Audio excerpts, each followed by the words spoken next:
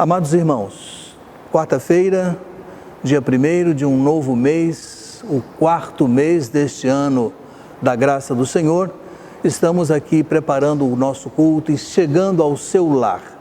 Com o irmão, certamente, alguns familiares, e essa é a recomendação das autoridades. Apenas os da casa, não é? A fim de evitar quaisquer transtornos. Mas estamos aqui. Esse é o tempo que o Senhor nos está permitindo passar e pela sua bondade, certamente sustentados por eles. Sintam-se abraçados calorosamente, porque todos nós estamos precisando muito desse abraço. Tenho recebido algumas palavras de alguns irmãos da igreja dizendo: pastor, estou sentindo falta do abraço, falta do cumprimento. Tá certo, eu também, mas essa hora vai chegar e pela graça de Deus não deve demorar. Então, amados, como sempre iniciamos o nosso culto, vamos juntos acompanhar a leitura do texto bíblico, que é o nosso recitativo. O irmão João Carlos vai colocar na tela e nós vamos ler juntos a partir do que nós estamos vendo aqui. Diz o texto, Lucas 19, 16 e 17. Assim, o primeiro apresentou-se e disse: Senhor, a tua mina rendeu outras 10 minas. O Senhor lhe respondeu: muito bem, servo bom e fiel. Foste fiel no pouco, por isso terás autoridade sobre 10 cidades. Esse texto aparecerá daqui a pouco também na nossa meditação. A irmã ministra de música nos colocou tirando da nossa passagem. Vamos inclinar as nossas frontes e vamos orar ao Senhor. Você aí no seu lar, junto aos seus, e nós aqui nessa hora vamos nos conduzir em oração e pedindo a Deus que nos conduza, nos dirija nesse culto desta quarta-feira. Bondoso Deus e amado Pai, certamente estamos sob os teus cuidados, a tua sustentação, e temos segurança, Senhor, de que nada acontecerá além da tua permissão. Pedimos-te, Pai amado, que tu nos recebas em culto nessa noite. Aceite o nosso louvor, aceite a nossa meditação, aceite a nossa reflexão em torno da palavra, bem como, Pai querido, os cânticos que entoaremos ao Senhor. Esse é o nosso culto e nós prestamos com singeleza de coração e sinceridade diante de Ti. Assim oramos em nome do Senhor Jesus.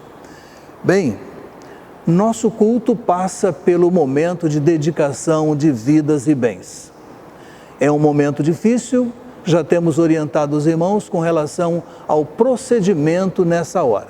Bem, as nossas contas estão aí, os irmãos membros da igreja entendem esse momento difícil que também passamos com as nossas necessidades, mas confiamos que os irmãos comparecerão ao depósito, à transferência, e temos 2 coisas para colocar. Primeira, estamos mantendo um plantão na igreja todos os dias, de segunda a sexta, de 8 às 17. Se o irmão vier para os lados de cá, quiser dar uma passada na igreja, entre na secretaria e ali será atendido. Até mesmo se quiser fazer a transferência aqui pelo sistema eletrônico que a igreja agora dispõe. Domingo, os irmãos observaram que o diácono Alexandre, líder do ministério diaconal, dispôs-se a receber o seu contato e, mediante o entendimento com cada pessoa, juntamente com alguns diáconos que se dispuseram, quem sabe ir à sua casa e receber com toda a cautela e todo o cuidado a sua contribuição.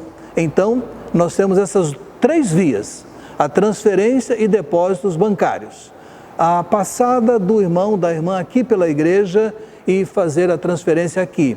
E terceiro, contactar o irmão Alexandre, nosso presidente do Ministério Diaconal, que providenciará um retorno e combinará dia, hora, local, tudo certinho com o irmão para que a sua participação chegue até a casa do Senhor.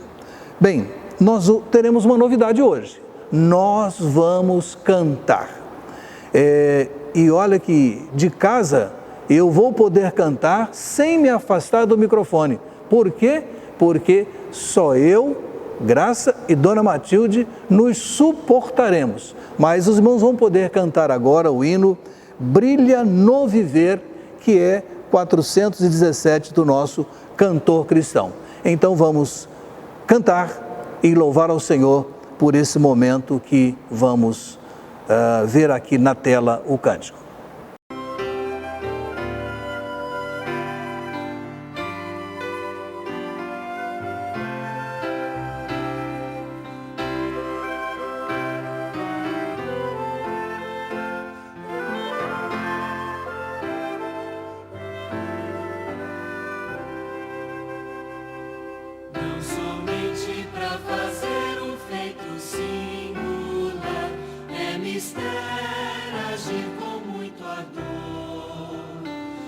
Também as coisas simples para executar, deves fazê-las com fervor. Brilha no meio do teu viver, brilha no meio do teu viver, pois talvez algum aflito possa socorrer. Brilha no meio do teu viver.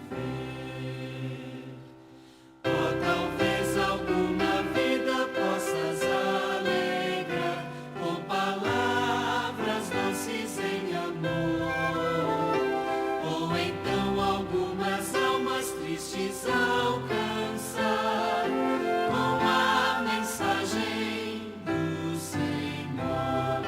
Brilha no meio do teu viver, brilha no meio do teu viver, pois talvez algum aflito possa socorrer. Brilha no meio do teu viver.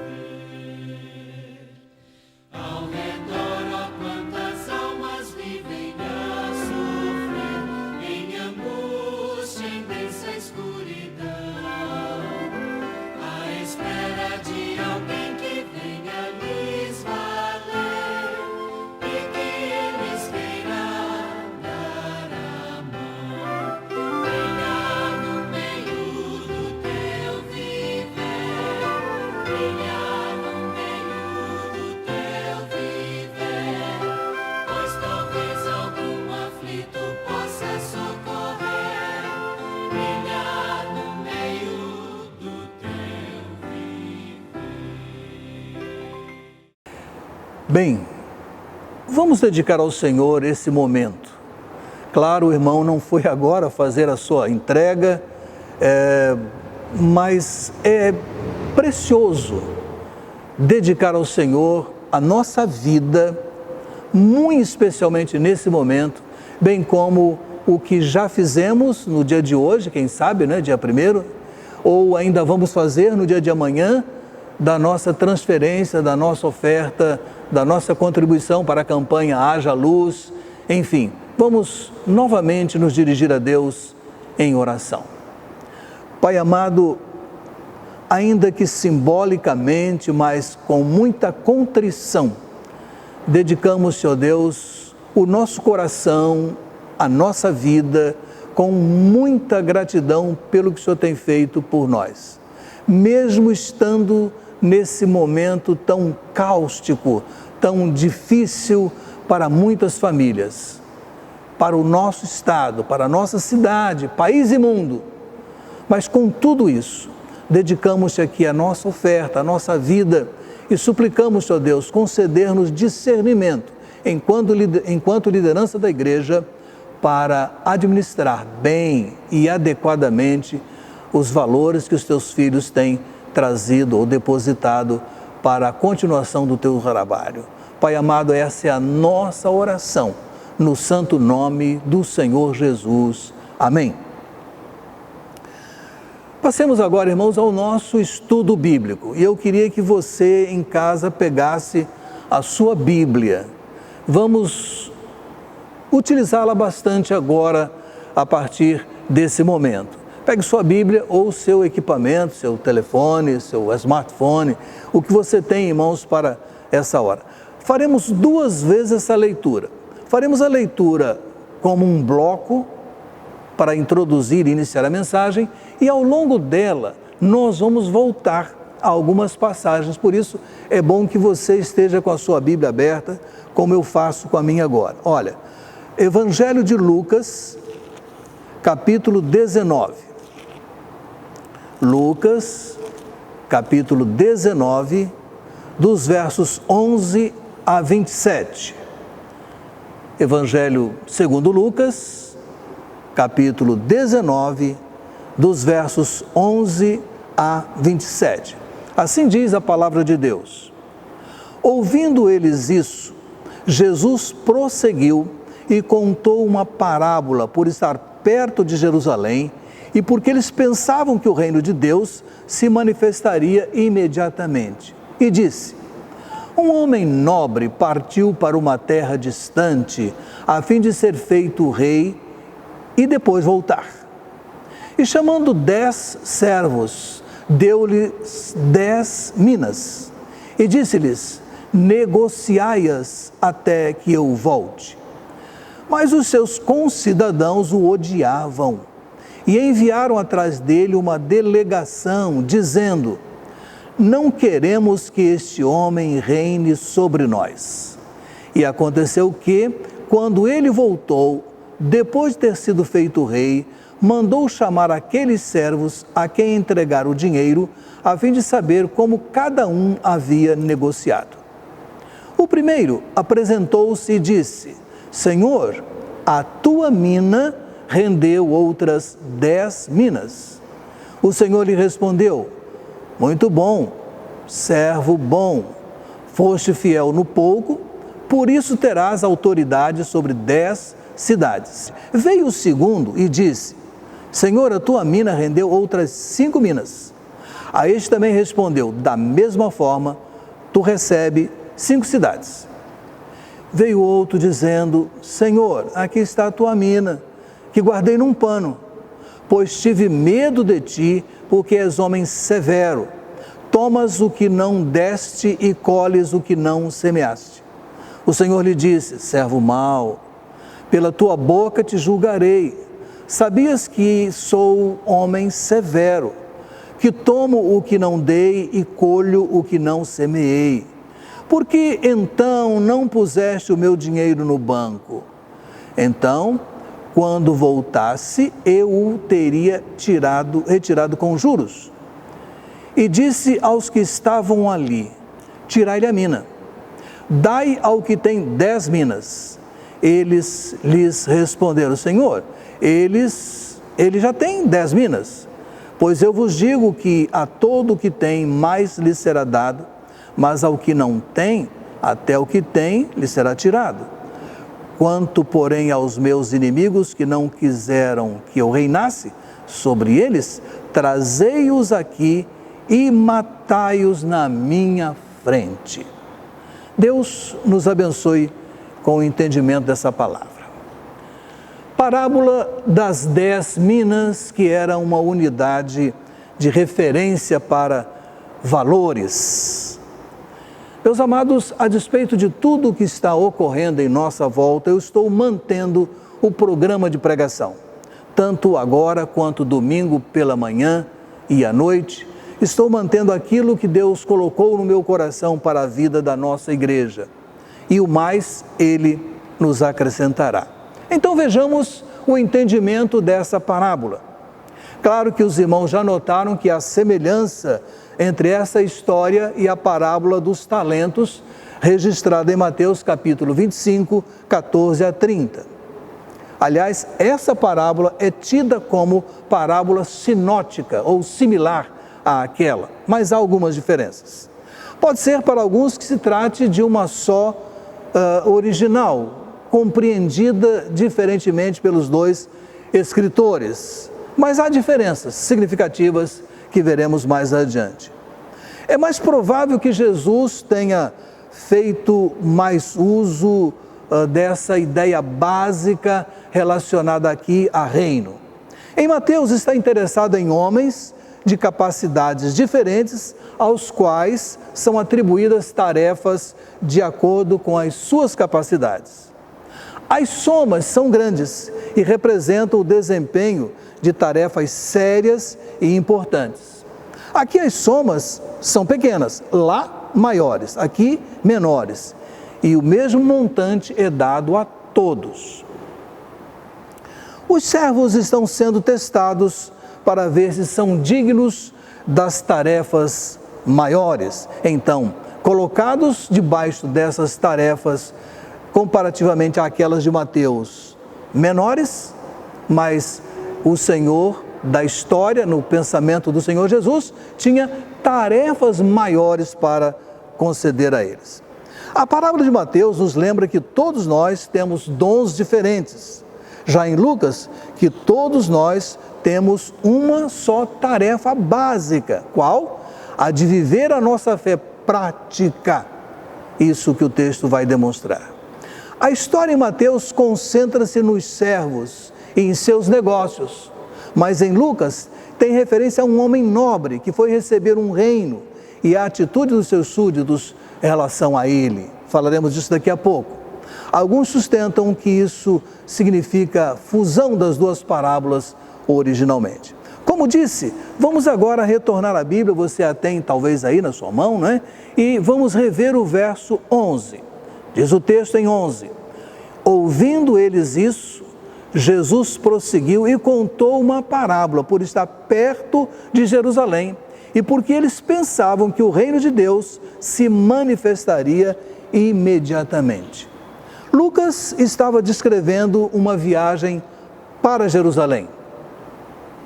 Jericó ficava a cerca de 28 quilômetros de Jerusalém, de modo que a viagem estava quase no seu final, daí pensarem que o clímax estava para acontecer e que o reino de Deus havia de manifestar-se imediatamente. Jerusalém teria um clímax, sim, teria esse clímax, mas não este que esses homens estavam pensando, aquele que estava no coração de Deus, conforme o Senhor Jesus passaria, conforme veremos ainda aqui. A parábola era para ajudar a corrigir a distorção entre a expectativa que tinham do estabelecimento de um reino e o verdadeiro reino que o Senhor Jesus desejou implantar. Prosseguindo e revendo o texto para comentar, vamos ao verso 12. E disse: um homem nobre partiu para uma terra distante, a fim de ser feito rei e depois voltar. Sabemos que Jesus se utiliza do seu material contextual para criar as suas parábolas. Essa passagem, esse verso, essa circunstância, lembra a prática de comparecer diante do imperador em Roma, em peregrinação, para ser feito rei. Herodes, o Grande, recebeu o seu reino daquela maneira, mas no seu testamento, ele dividiu o reino entre os seus 3 filhos, todos os quais, quando veio a ocasião certa, foram a Roma para receber suas reivindicações e o seu título de rei. Arquelau, um dos filhos de Herodes, recebeu por herança a Judéia, mas o povo o detestava e, quando ele vai a Jerusalém receber a unção, a comenda de rei, o povo manda representantes para pedir que não lhe fosse dado o reino e nem lhe fosse dado o título de rei. Historiadores relatam que judeus enviaram uma comitiva de 50 homens a Roma para informar a Augusto de que não queria tê-lo como rei. Razões não faltaram. Na primeira Páscoa, após a sua ascensão, por exemplo, por sua ordem, ele massacrou 3.000 dos seus súditos. Por quê? Tão somente porque queria provar que tinha poder. Foi confirmado no lugar de autoridade, mas não lhe foi confiado o título de rei.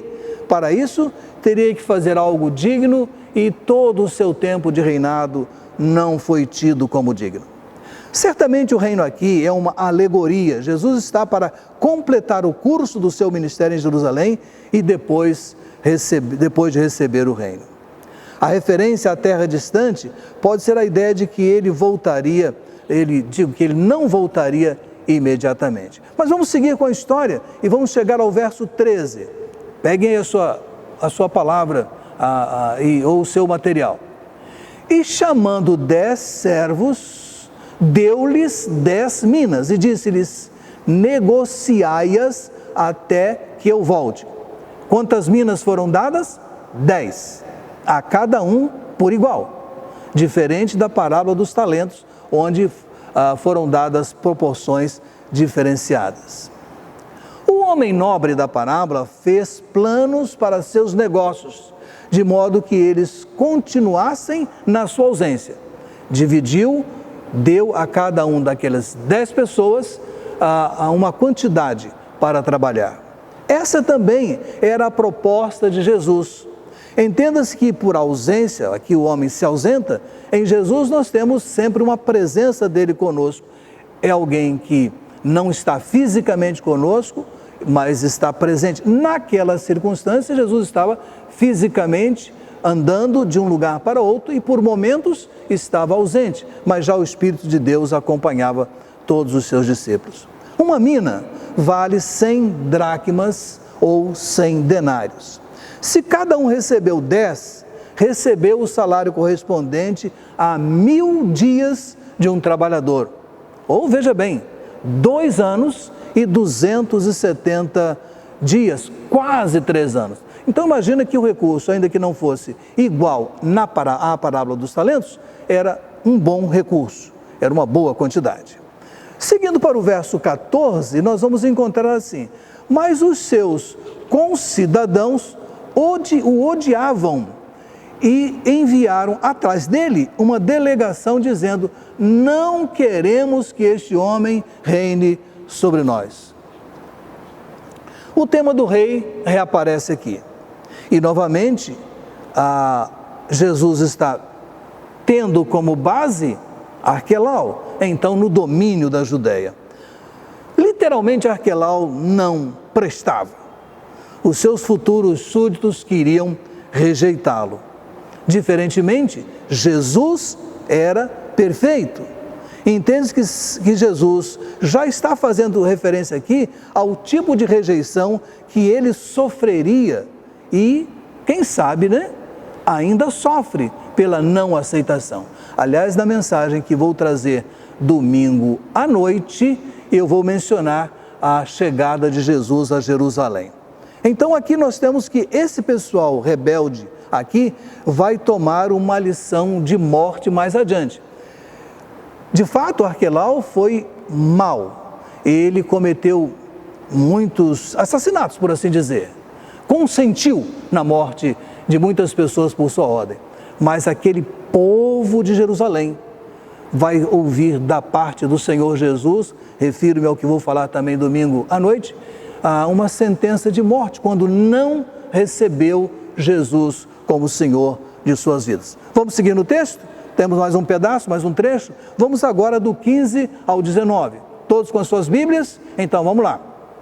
E aconteceu que, quando ele voltou, depois de ter sido feito rei, mandou chamar aqueles servos a quem entregar o dinheiro, a fim de saber como cada um havia negociado. O primeiro apresentou-se e disse: Senhor, a tua mina rendeu outras 10 minas. O Senhor lhe respondeu: muito bem, servo bom, foste fiel no pouco, por isso terás autoridade sobre 10 cidades.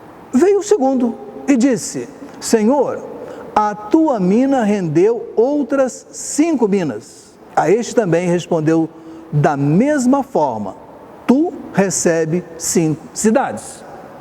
Vejam bem, todos receberam de maneira igual 10 minas. Um conseguiu gerenciar e conseguiu mais o dobro, 100% de lucro. Outro, o segundo, 50%. A cada um deles foi dada uma atividade sequente. A administração de 10 cidades ou a administração de 5 cidades. Então, o homem nobre obteve o reino e voltou para casa. O paralelo com Arquelau volta rei. Não recebe esse título, mas volta rei. Mas o homem nobre volta. Chamou seus servos para a prestação de contas. E aí vimos que o primeiro e o segundo obtiveram lucros significativos da sua aplicação. Mas notaram um detalhe: eles não se acharam com crédito daquela operação, porque eles disseram, e é muito significativo a frase, quando eles dizem assim: a tua mina rendeu. Trabalharam e receberam elogios, e a seguir mais trabalho, cidades para administrar. Meus irmãos, o galardão não é descanso, mas sim a oportunidade para serviços numa escala mais ampla. É com alegria que eu vejo que pessoas vão passando pela vida cristã, acumulando anos de vida cristã e ainda assim aplicam-se cada vez mais para trabalhar para o Senhor e o fazem com alegria, com contentamento. E alguns chegam a dizer: se eu tivesse a minha juventude de novo, mais eu trabalharia ainda para o Senhor. Nós vamos seguir com o texto até chegar já próximo da conclusão. Paramos no 19, vamos do 20 ao 23 agora, retomando ao texto. Então, e veio outro dizendo: Senhor, aqui está a tua mina, que guardei num pano, pois tive medo de ti, porque és homem severo, tomas o que não deste e colhes o que não semeaste. O Senhor lhe disse: servo mau, pela tua boca te julgarei.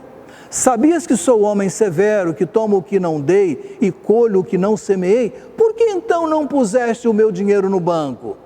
Então, quando voltasse, eu o teria retirado com juros. Quantos receberam minas? O texto diz 10, está no verso 13. 2 prestaram contas com resultado. Agora aparece esse, que fala do seu cuidado, entre aspas, de não ter aplicado aquele valor. Outros nem sequer compareceram, não deram importância à missão recebida. A pena foi dada por equivalência, Se aquele que voltou não tendo operacionalizado o seu recurso recebeu, os outros que não apareceram, certamente não operacionalizaram igualmente, receberam a mesma pena. Notem que este servo mau foi julgado por suas palavras. Irmãos, nada na Bíblia está ao acaso. Julgado por suas palavras. Sabem de uma coisa? Não será diferente com todos nós no dia do juízo, porque nós somos salvos ou condenados pelas nossas palavras. A palavra de aceitação nos leva à salvação. A palavra de rejeição nos levará à condenação. Bem, de passagem, banco. Não havia banco. No grego, essa palavra quer dizer sobre a mesa. Mas havia uma coisa de onde o escritor se mirou para trazer. Havia um banco qualquer de sentar, em que se assentava o agiota para negociar o seu dinheiro, o seu ponto de comércio. Ali era o seu lugar. Sentado ali, ele emprestava e recebia o seu dinheiro. E a nossa palavra banco se deriva dessa ideia. Irmãos, que dureza de julgamento. Mas essa é a ideia que toda a Bíblia quer passar, e pessoas aqui brincam com esse estado que vai acontecer. De fato, haverá um julgamento. Jesus é o nosso Salvador e é aquele que intercede por nós hoje.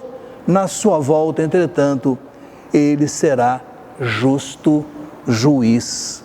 Lamentavelmente, a própria imagem de juiz hoje tem recebido ligações comprometedoras. Mas ao falar juiz, ainda nós temos a segurança, a certeza da imponência, da ideia da justiça.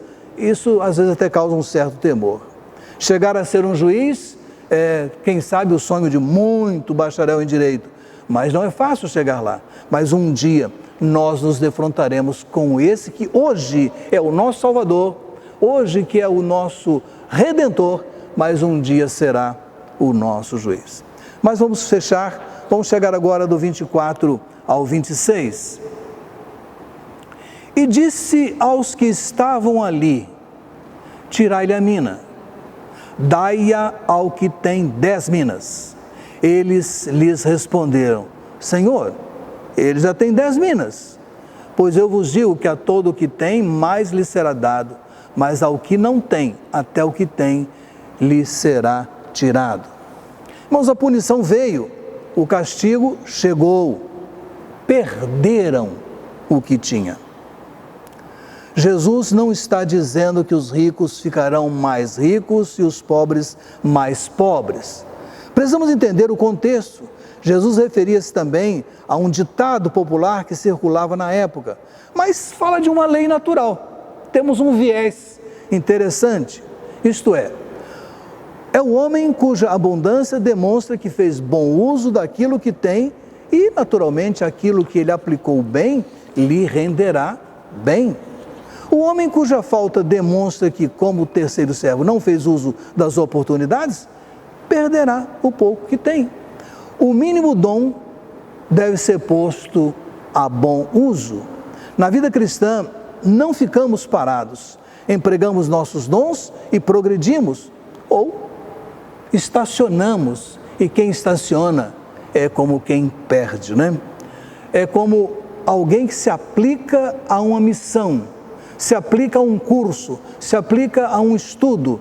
Quanto mais estuda, mais aprende.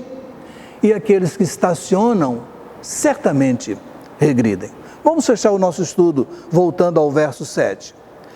Quanto, porém, aos meus inimigos, que não quiseram que eu reinasse sobre eles, trazei-os aqui e matai-os na minha frente.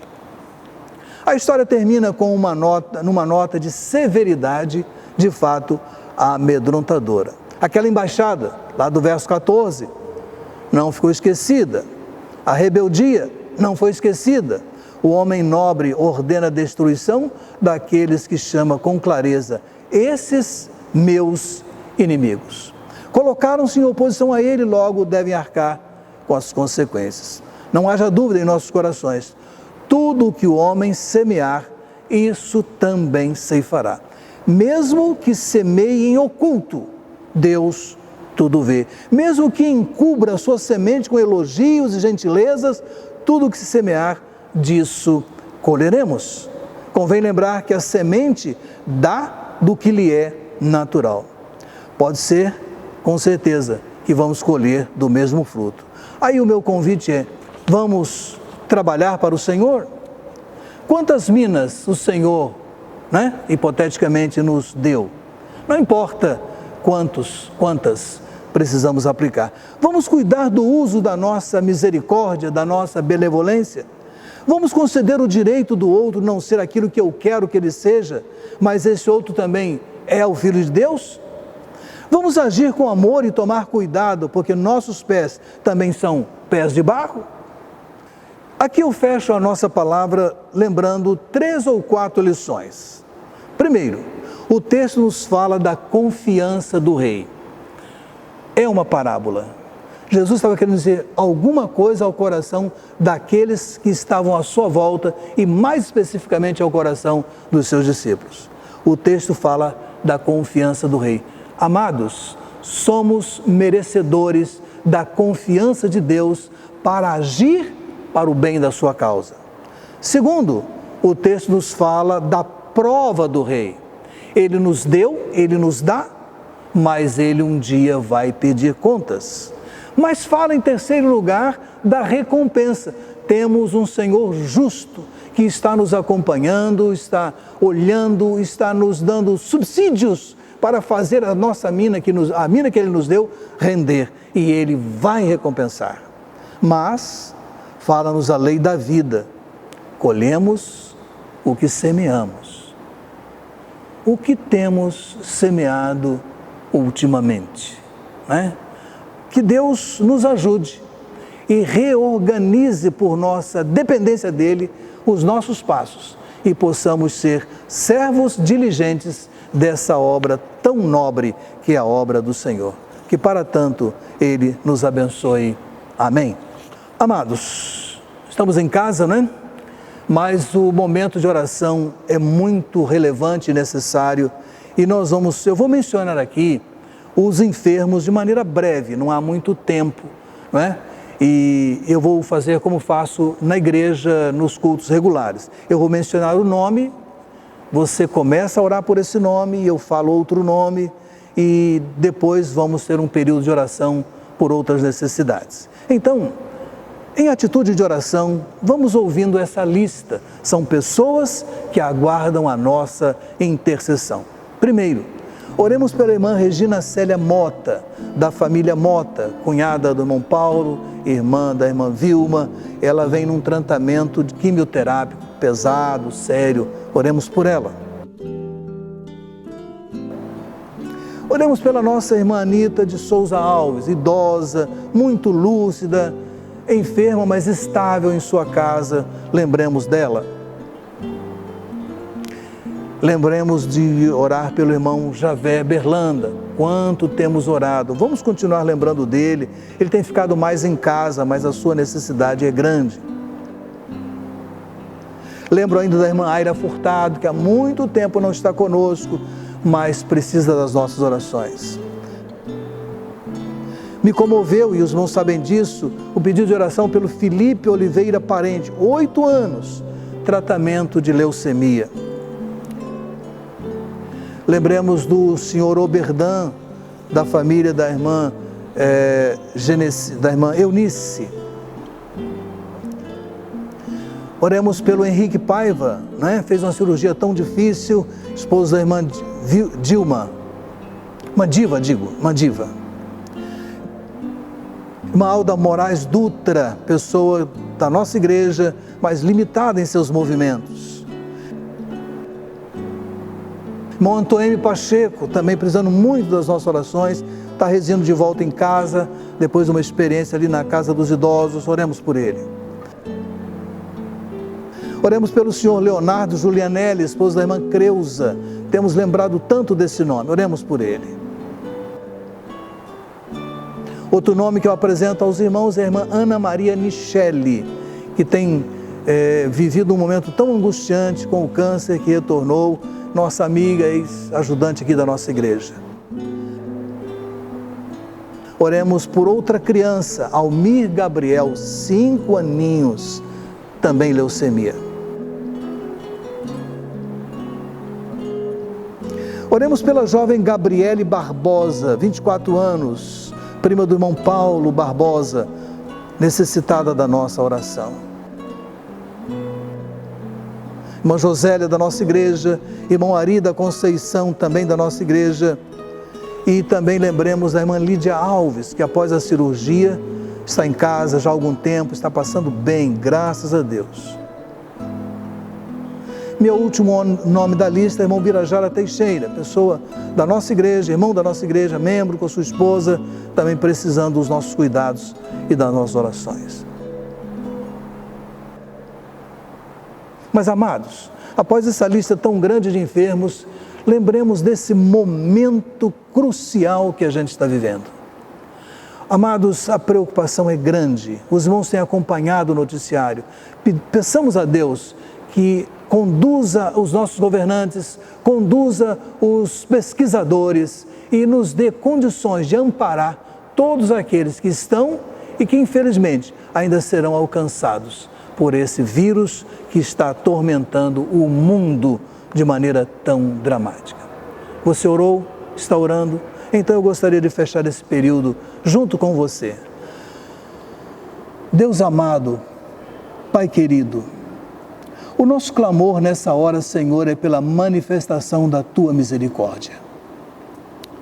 O nosso coração se enche de esperança de que o Senhor é um Deus bondoso e que essa provação não vai durar para sempre.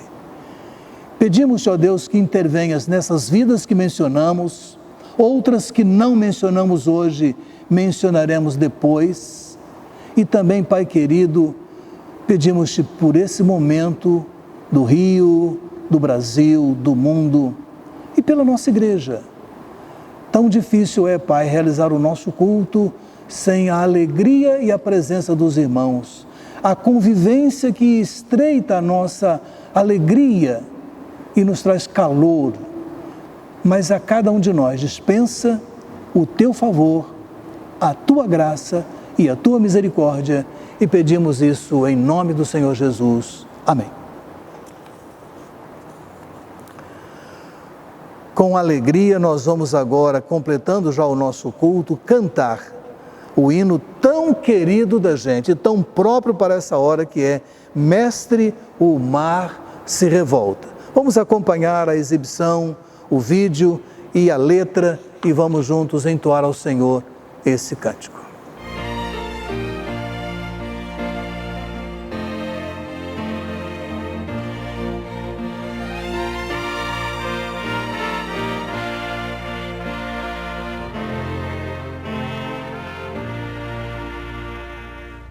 Mestre, o mar se revolta, as ondas nos dão pavor. O céu se reveste de trevas, não temos um Salvador. Não sentida que morramos, podes assim dormir.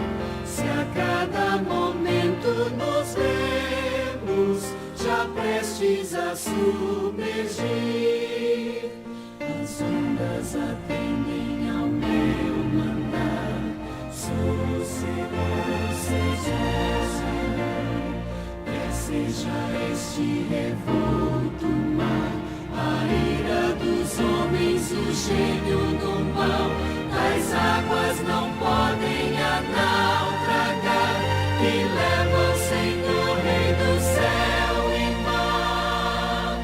Pois todos ouvem o meu mandar.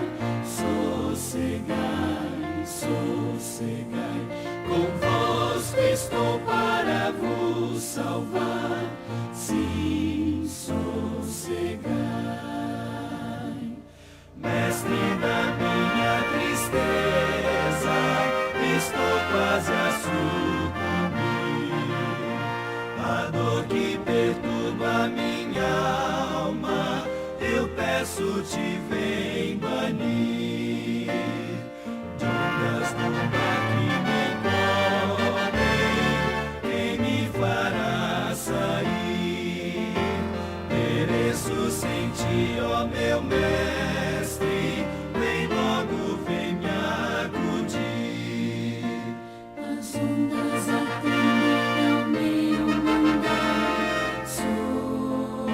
Sossegai, que seja este revolto mar, a ira dos homens, o cheiro do mal. As águas não podem a naufragar, que levam, Senhor, Rei do céu e mar. Pois todos ouvem o meu mandar. Sossegai, sossegai, convosco estou para vos salvar. Sim, sossegai. Mestre, chegou a bonança, em paz eis o céu e o mar. O meu coração goza a calma, que não poderá findar.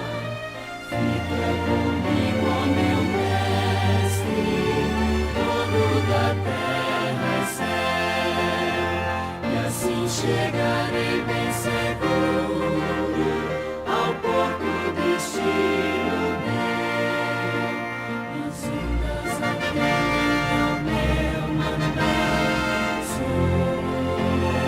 Sossegai, que seja este revolto mar, a ira dos homens, o gênio do mal. As águas não podem a naufragar,